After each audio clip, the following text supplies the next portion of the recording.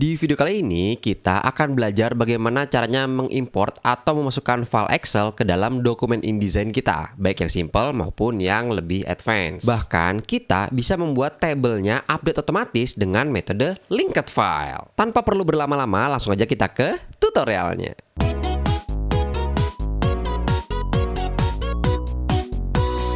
Jadi, import file di Adobe InDesign itu jenisnya ada dua ya. Yang pertama yaitu adalah kita mengimport data dan tabelnya. Dan yang kedua adalah kita hanya mengimport datanya aja alias data merge. Nah, yang akan dibahas di video kali ini itu adalah yang pertama, yaitu kita akan mengimport tabel dan juga datanya dari Microsoft Excel. Nah, di tutorial kali ini juga gue sudah menyiapkan dua data. Yang pertama adalah data yang simple dan yang kedua adalah data yang lebih advance.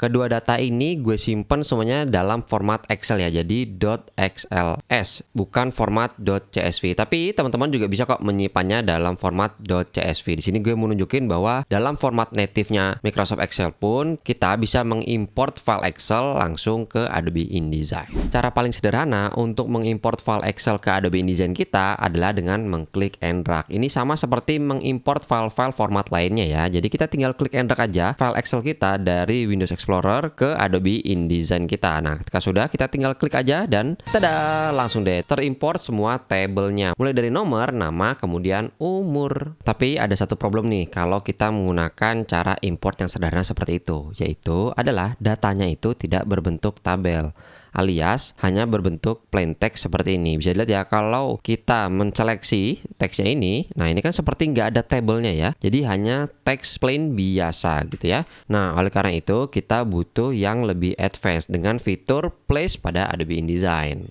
Tapi sebelum itu, gue ingin mengaktifkan suatu fitur yang membuat file Excel kita itu menjadi linked file. Caranya teman-teman tinggal cari aja di bagian preferences, kemudian ke bagian file handling.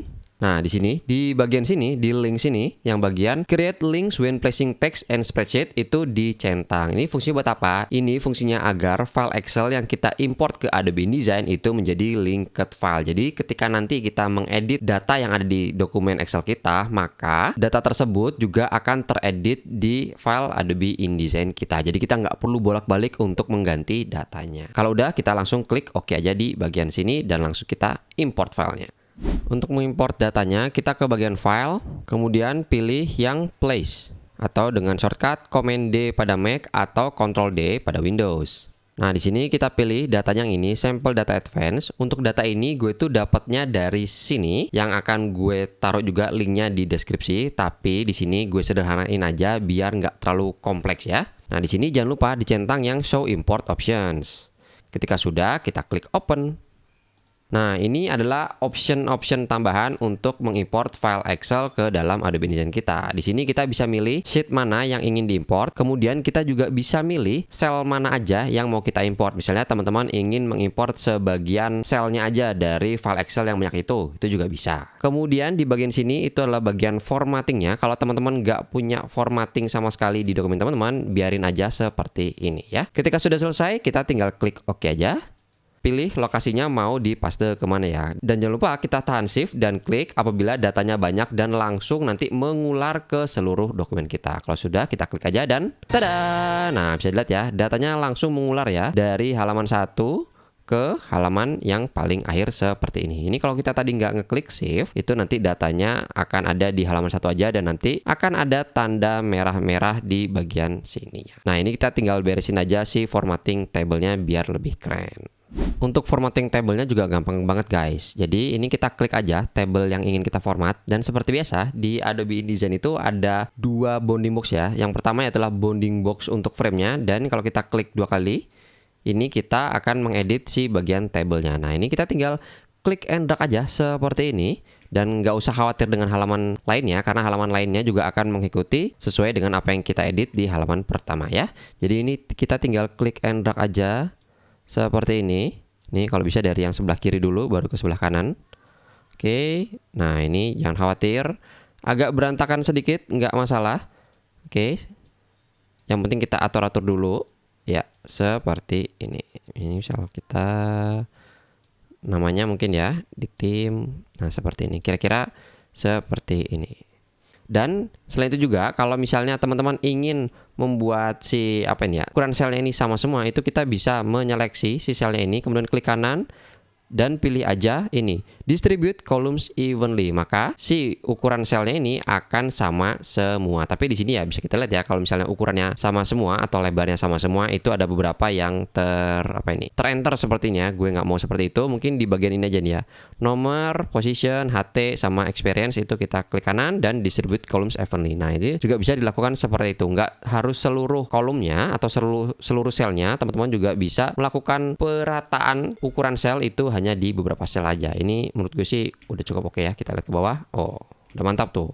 Yang tadinya halamannya ada 8, sekarang udah cukup 4 aja. Mantap. Nah, selanjutnya kalau teman-teman lihat di tabel ini, itu kan di bagian atas ini itu ada headernya ya, ada year, team, kemudian name, serta sampai college. Tetapi di halaman selanjutnya headernya itu nggak ada. Nah, gimana caranya kita membuat header ini agar ada di setiap halaman? Nah, caranya adalah kita akan ngasih tahu si Adobe InDesign bahwa yang pertama ini adalah headernya. Caranya kita seleksi dulu si bagian atas ini semua, kemudian teman-teman klik kanan dan pilih yang ini, convert to headers rows. Maka header yang ada di atas ini langsung ada di setiap halamannya. Jadi akhirnya nggak bingung ini data apa ya gitu. Dan juga shout out buat teman-teman member yang sudah mendukung Keylearn pada video kali ini. Ini dia. Selain itu juga kita bisa men-styling atau mendekorasi tabel kita sehingga lebih enak untuk dilihat. Nah, tapi di sini kita akan mendekorasinya secara sederhana aja ya, karena untuk yang lebih advance akan kita bahas di video selanjutnya biar nggak puyeng ya. Nah, di sini kita bisa mengganti font dari headernya dengan cara kita seleksi headernya dan langsung kita ganti aja si fontnya di bagian sini. Misalnya di sini gue mau pakai font Space Grotesque gini ya, kita tinggal klik aja dan langsung semua headernya akan ter-apply Space Grotesque gitu ya. Nah, di sini kita juga bisa memberi warna dari selnya. Caranya ini kita seleksi semuanya seperti ini, dan di bagian atas ini adalah fill color dan ini adalah stroke color. Nah, untuk fill colornya kita pilih aja warnanya misalnya fuchsia. Kemudian kalau kita ingin mengganti teksnya itu sama seperti kita mengedit teks ya, warna teks. Jadi kita pencet J, kemudian di bagian atas ini akan menjadi huruf T dan kita ganti aja warnanya misalnya menjadi warna putih. Kita juga bisa mengatur posisi teksnya, dia mau di tengah dari selnya atau dia di bagian bawah dari selnya. Nah, di sini selanjutnya kita juga bisa menyeleksi seluruh teks yang ada di tabel ini dengan cara kita klik 2 kali dulu sehingga kita masuk ke dalam tabelnya dan arahkan kursor teman-teman ke bagian paling atas sehingga bentuknya tanda panah seperti ini. Ini kita klik aja, lalu teman-teman tahan shift dan pilih sel yang paling akhir, lalu kita klik dan ini akan terseleksi semua si teks yang ada di dalam tabelnya ini. Kita buat dia align center sehingga posisi teksnya selalu di tengah sel. Kemudian misalnya kita ingin membuat dia align center, jadi teksnya itu nggak dari kiri ke kanan tapi dari tengah gitu ya. Dan tada, nah ini, nah langsung deh tabel kita jadi lebih ciamik, lebih lucu. Nah, seperti yang gue bilang sebelumnya, tabel yang kita import itu adalah linked file. Itu ditandai dengan ada tanda rantai di bagian atas ini. Jadi kalau kita ganti datanya di sebelah kanan sini, misalnya di bagian pertama ya, tahunnya mungkin kita ganti jadi 2023. Terus kemudian di bagian paling akhir kita ganti juga jadi 2024 ya. Kemudian kita save dan kita balik ke file Adobe InDesign kita. Bisa dilihat di bagian sini tandanya udah bukan tanda rantai lagi, tapi adalah tanda seru, yang artinya file original linked si table ini itu telah diupdate ya. Bisa dilihat juga di bagian pre-flag itu menunjukkan adanya satu error yang kalau kita klik, kita buka dan ada penjelasannya, itulah satu modified link. Yang dimodify atau yang dirubah yaitu adalah sample data advance. Untuk memperbaikinya kita tinggal klik 2 kali dan kita klik yes. Tada. Nah, bisa dilihat ya di bagian sini di awalnya itu langsung jadi tahun 2023. Dan di bagian akhir itu menjadi tahun 2024, sama seperti file yang telah kita edit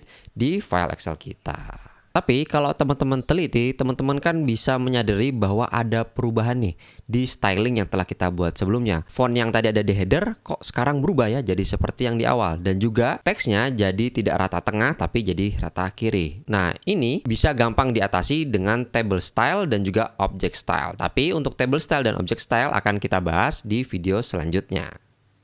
Jadi itu dia gimana caranya mengimport file Excel yang berisi tabel dan data ke Adobe InDesign. Mudah banget kan? Jangan cuma ditonton aja, tetapi dipraktekkan juga ya, biar makin jago. Kalau kalian tertarik belajar Adobe InDesign lebih lanjut, bisa klik playlist fullnya di atas sini atau sini ya. Saya Camel Regular dan sampai jumpa di tutorial Adobe InDesign selanjutnya. Dadah! Terima kasih untuk teman-teman yang sudah menonton video ini sampai habis. Gue mau ngasih tahu bahwa Killer membuka fitur membership untuk teman-teman yang ingin mendukung lebih Killer dengan menjadi member.